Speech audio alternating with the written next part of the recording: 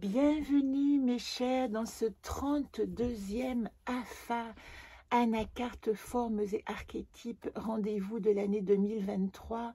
Nous sommes le lundi 7 juillet et nous amorçons une nouvelle semaine en compagnie d'une nouvelle anacarte qui s'appelle Quest. Et cette anacarte, vous voyez si vous avez le petit agenda, je l'ai relié à pas mal de symboliques, dont la symbolique des oiseaux. Mais cette semaine, je m'autorise à la relier plutôt à la symbolique des étoiles, car j'ai découvert que nous étions aussi dans la semaine de la pluie de météores qu'on appelle les Pléiades et qui va arriver ce week-end. J'espère qu'il fera beau et que vous pourrez le voir. Une pluie d'étoiles filantes parcourant le ciel dans la constellation d'Orion, la constellation du chien, ce chien fidèle, compagnon du chasseur Orion. Et cette pluie de météores, symboliquement, comme elle correspond à cette anacarte Quest qui va nous demander d'aller chercher, d'aller nous élever un peu plus haut, hors de notre dimension de notre dimension matérielle, pour entrer peut-être dans une dimension spirituelle et nous relier à ces symboliques qui nous permettent de donner du sens tout simplement à notre incarnation réelle. C'est tout le sens de ces rendez-vous. Alors j'en profite juste pour vous dire que cet agenda 2023, eh bien je suis en ce moment en train de commencer la version 2024. Il y aura plein de nouveautés. Il ne sera pas fait de la même manière. Je vous expliquerai plus en détail, mais comme je suis en plein dedans, il y aura des petites phrases clés chaque semaine qui seront intéressantes pour nous réveiller en conscience. Il y aura, au lieu d'avoir une carte dans l'ordre alphabétique que je vous présenterai, eh bien tous les lundis, hors des cycles lunaires, je continuerai les cycles de nouvelle et pleine lune, ces tirages passionnants de nos énergies, eh bien chaque semaine, nous tirerons ensemble une carte qui représentera, comme ici, un chemin de vie. Et ce jeu que je colorierai toujours dans mon anaconte à moi, si vous avez l'exemplaire, c'est super. Si vous ne l'avez pas, eh bien, procurez-le vous parce qu'il vous sera bien utile. Et moi, l'année 2024 qui va rentrer à partir du mois de janvier, quand je tirerai ces cartes, je vais le relier au tarot. Donc, vous aurez à la fin de l'année 2024 la version associée non seulement au tarot, mais aussi, et c'est important, aux lettres de la Kabbale, puisque le tarot est relié aussi à ces lettres hébraïques fondamentales. Donc ça, c'est le projet de l'année prochaine. Je vais essayer de le maintenir au prix de 25 €. Vous savez qu'il y a des frais de port, il faut les ajouter. Sinon, c'est 25 € net. Et puis, rajouter 5 € de frais de port. Si vous voulez le précommander, ça me permettrait de savoir combien de commandes je dois faire en amont. Et il sera édité probablement au mois de septembre ou octobre. Il y a plein de nouveautés. Et c'est un outil tellement précieux pour suivre, même si vous ne suivez pas les chroniques, si vous trouvez que c'est trop long, eh bien là-dedans, vous avez absolument tout. Et le lundi, vous aurez une espèce de résumé de votre semaine symbolique. Où est-ce que je peux vous emmener? Je rajoute aussi que l'année prochaine, je ferai certainement des rencontres où nous pourrons tirer les cartes ensemble pour pouvoir profiter de ce que j'ai appelé le mode d'emploi, de toutes ces petites fiches là que certaines d'entre vous connaissent et que nous pourrons utiliser les unes après les autres. Ça, c'est le projet, vous voyez. On est au mois d'août, j'approche de la rentrée et j'en suis déjà à réfléchir à ce qui va se passer l'année prochaine. Mais là, cette semaine, le 12 août, nous avons rendez-vous avec cette pluie de météores.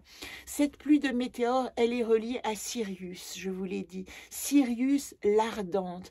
À ne pas confondre avec l'étoile du berger, Vénus, ça n'a rien à voir. Cette Sirius, d'ailleurs, quand on la voit, elle clignote, elle a une lumière un peu bleutée. Ça, c'est le passage des météores tout autour.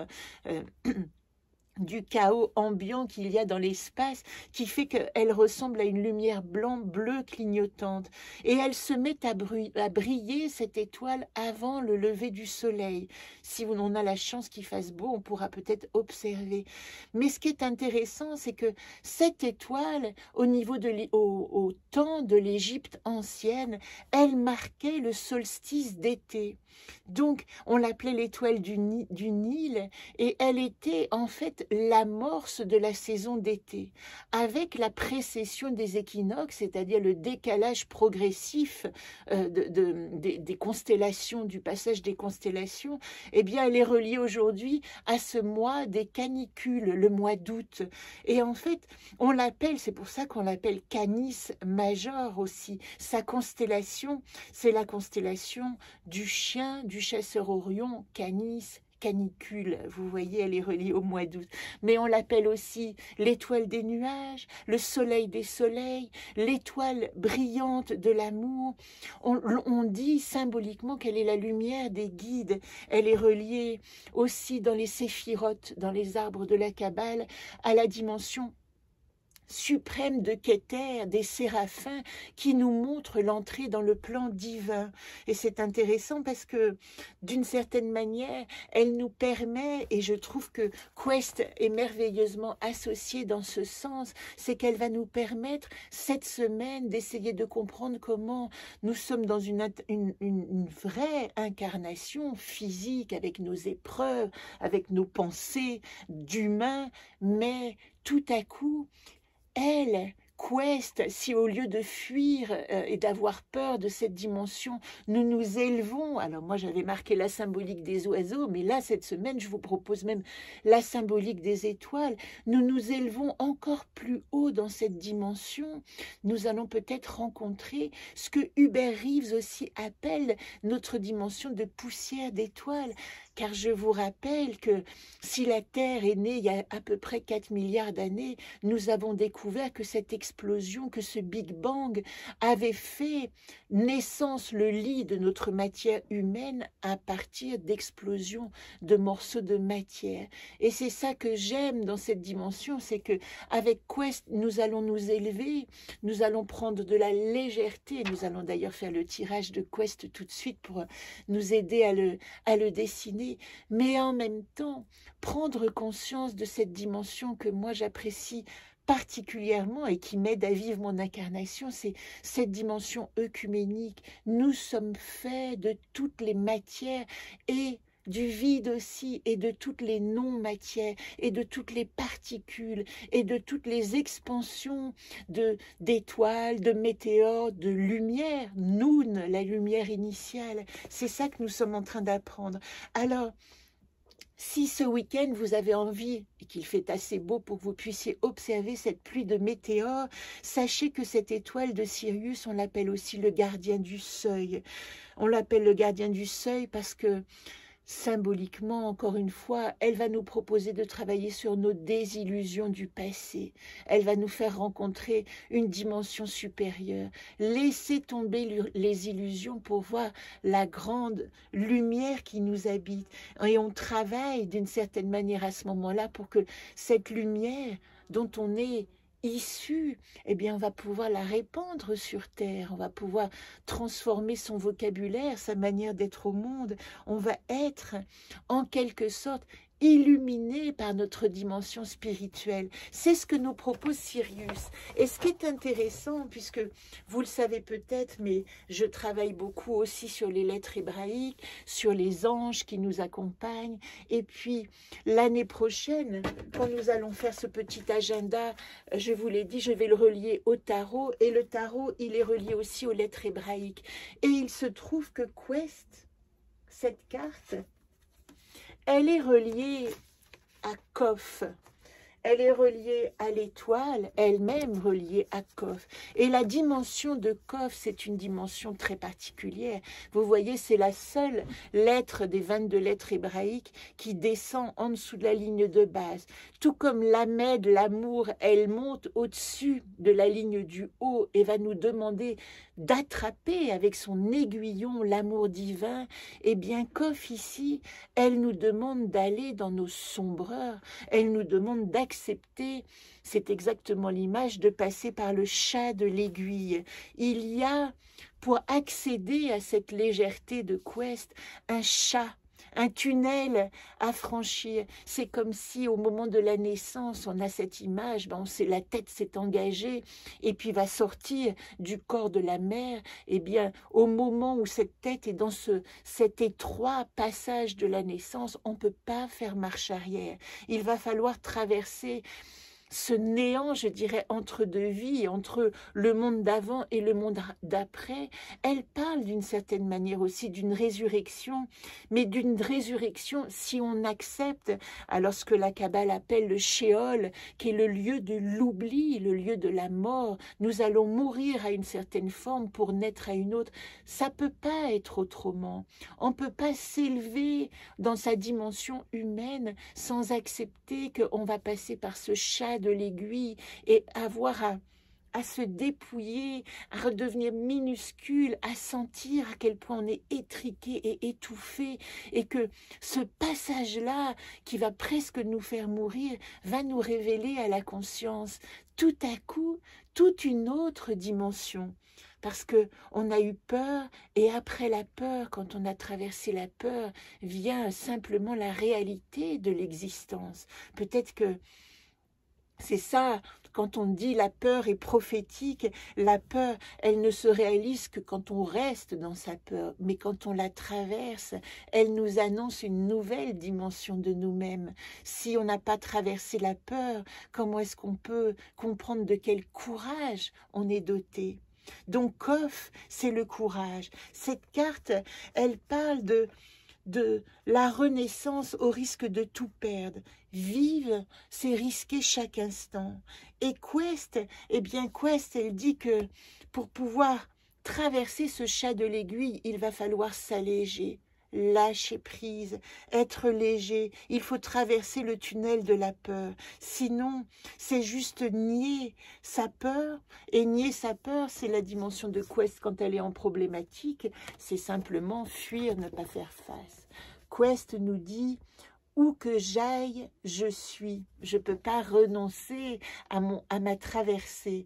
Et quand elle dit je suis, voilà la question de Quest, et vous allez pouvoir peut-être la dessiner. Hop là. Je suis un oiseau. J'imagine son plumage, son ramage, son chant. C'est ce qui est indiqué dans l'Anaconta-moi. Et peut-être que moi, je vous donnerai une dimension supplémentaire de Quest et j'ai envie de m'associer à cette dimension. Et si vous étiez une étoile, quel nom pourriez-vous donner à cette étoile? Alors, en plus du chant d'oiseau, il y a cette dimension magnifique parce que l'oiseau monte dans les hauteurs, donc on peut rester déjà à cette dimension d'incarnation, mais est-ce qu'on pourrait aller plus haut et s'imaginer comme une étoile? Quelle étoile? Quelle constellation? Qu'est-ce que je montre? Où est-ce que je me situe aux confins de l'univers? Alors, je vais simplement vous montrer cette carte. C'était l'ancienne version, la première que j'ai faite dans le voyage immobile, où j'avais associé Quest à l'étoile qui disait « L'envol vers la beauté de soi, l'épanouissement du féminin ». C'est la promesse dans le tarot de la rencontre avec l'étoile. Cette étoile, c'est toute cette force de résurrection. Vous voyez toutes ces eaux versées, ces larmes versées, mais qui font aussi le lit de la fertilité. Voilà le mot exact de l'étoile. Et je vous invite à aller, je vous mettrai le lien, dans la playlist qui est reliée au tarot, qui existe déjà. Et vous pourrez découvrir toutes les dimensions de Quest associées à l'étoile et associées au tarot. Alors tout de suite le tirage, j'ai été un peu longue, je vous ai montré l'Anaconta-moi, ça c'est fait. Je vous ai montré Prigo, allez voir la petite poésie, ça c'était le Prigo, c'était la carte d'avant que j'ai dessinée. La petite poésie est en ligne sur Facebook. Et ici, pour dessiner votre Quest, je vais vous faire le tirage, 2 minutes et nous sommes au bout. Alors qu'est-ce que nous dit Quest? Le plaisir, quelle merveille, cette envolée, cette traversée du tunnel. Peut-être qu'on peut imaginer que ce premier souffle du nouveau-né, c'est comme un cri, je dirais, de peur, bien sûr, mais est-ce que ce ne serait pas aussi le cri orgasmique de tout à coup j'existe. Est-ce qu'il n'y a pas cette double dimension? Et puis je vous invite à voir ma chronique d'aujourd'hui qui s'appelle Les Sœurs et qui parle de cette schizophrénie. Pas de courage sans peur, pas de plaisir sans désir, pas de douleur sans apaisement, toute cette espèce d'antagonisme de notre vie qui nous demande de regarder les deux aspects non pas comme des opposés mais comme des compléments. Ici, Quest nous dit, si tu t'envoles, n'oublie pas le plaisir que tu as déployé tes ailes. Voilà pourquoi la symbolique de l'oiseau est intéressante, parce que si vous fermez les yeux et vous imaginez comme un oiseau et ressentez cet envol, peut-être que vous vous transformerez à un moment en étoile si vous volez assez haut. Les atouts pour atteindre cette dimension, là je vais être obligée de mettre mes lunettes, hop là, elle a sauté parce que c'est très petit. Alors, je vous la lis. L'étincelle, est-ce que c'est pas tellement relié à l'étoile? Vous semez, récoltez des graines de lumière. La solution pourrait bien se manifester à vous sous forme d'intuition, de voix intérieure, mais aussi de signes. Ça, c'est extraordinaire parce que cette carte, elle dit vraiment, si vous avez envie de vous relier au symbole, allez rencontrer cette pluie de lumière et d'étoiles à la fin de la semaine qui va forcément vous donner un message extrêmement précis pour vous et pour votre envolée, pour votre traversée du tunnel, si vous avez vécu cette sensation. Alors on arrive à la mise en garde, on va dire. Cette mise en garde, elle est reliée à la connaissance, l'analyse, la raison. Oui, peut-être que là, à cet instant, j'aurais envie de vous dire, sortez de la raison et envolez-vous vers vos chimères, envolez-vous vers des images qui vous font planer. Ça, c'est très intéressant. Acceptez d'être un être multidimensionnel non rationnel. Ne restez pas dans l'analyse de tout ce qui est dit, mais prenez-vous à flotter, à rêver, lâchez prise.